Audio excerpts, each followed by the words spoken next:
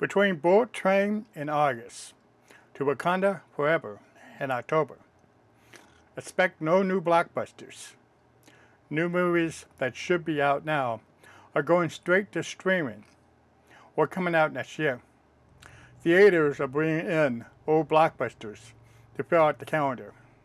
I recently saw E.T. the Extraterrestrial for the first time after it came out 40 years ago.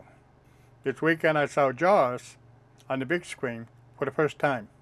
Out of those two Steven Spielberg movies, Jaws was a better movie than E.T. on IMAX.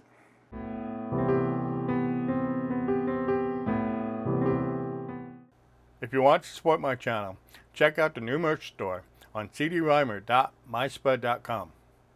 I was only 5 years old when Jaws came out in 1975. The only movie that I saw that year was Escape from Witch Mountain at the Capitol Drive-In. No way would my parents let me see a PG-rated movie. Like many 1970 kids, I did have a Jaws t-shirt. What I didn't have was a shark toy to terrorize a goldfish bowl of guppies.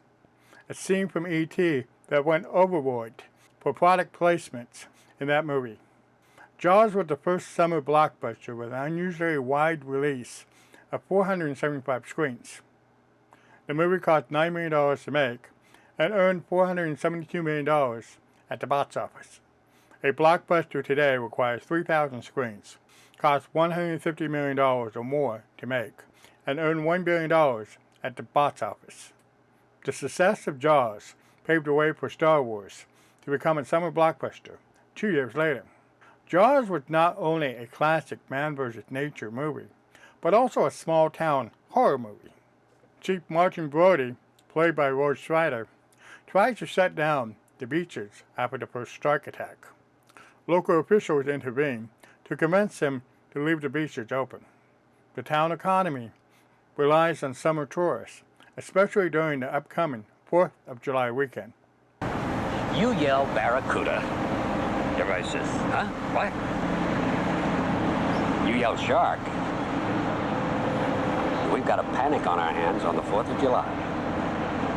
Oceanographer Matt Hooper, played by Richard Dreyfuss, comes in after the second shark attack.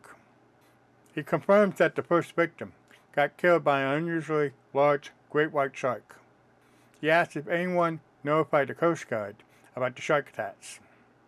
Brody replies that it was a local jurisdictional matter. They caught a shark, not the shark. Not the shark that killed Chrissy Watkins. And probably not the shark that killed the little boy. Shark hunter Quint, played by Robert Shaw, gets hired after the 4th of July shark attack. When Brody realizes that the shark is too much for them to handle, he calls for the Coast Guard on the boat radio. Quint destroys the radio since he became obsessed to kill the shark himself.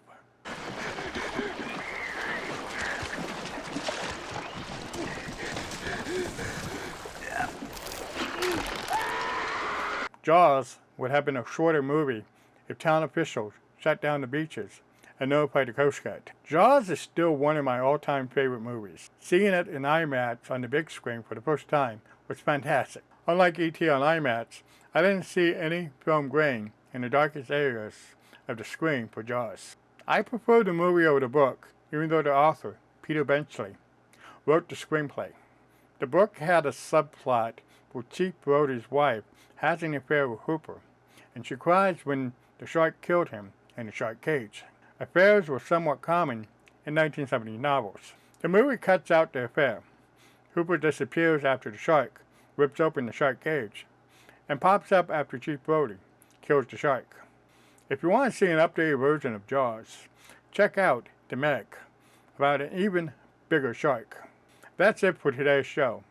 Please comment, like, and subscribe, and turn on the notification bell to see more videos like this. Thank you for watching.